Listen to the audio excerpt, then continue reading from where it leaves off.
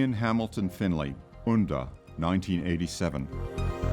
Ian Hamilton Finlay was a Scottish poet known mostly for his concrete poetry, where the look of the poem on the page is very important to understanding the actual poem.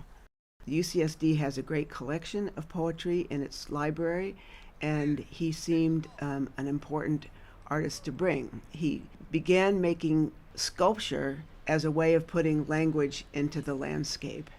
You come up on this place and you're looking across the field at the Pacific Ocean, and these 5 stones are lined up with the same word repeated, except each one is different. Each one has different associations. Many different things come out of this simple idea and configuration of words that uses the wave symbol passing through the word, essentially recreating the shape and rhythm of the movement of the natural wave. The text exists as its own thing, like sculpture, in this case negative, carved into something, and irrespective of the words being unspooled. Text for its own sake, not necessarily always signifying some other thing. The carving is monumental, precise, in a deep V section like the Roman U, and it follows the topography of the stone. They're rough quarried stones into which this text has been very carefully carved.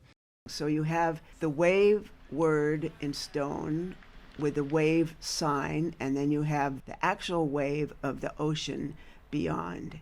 These things are all tied together in this kind of conceptual puzzle that you can engage or not. You could just sit on these stones and watch man at play or women at play, or you could watch the spectacle of nature, the sunset, and not think about these things. But the intellectual, the sort of key is that the intellectual person or the educated person who knows Latin will think about what this all means and try to make these connections.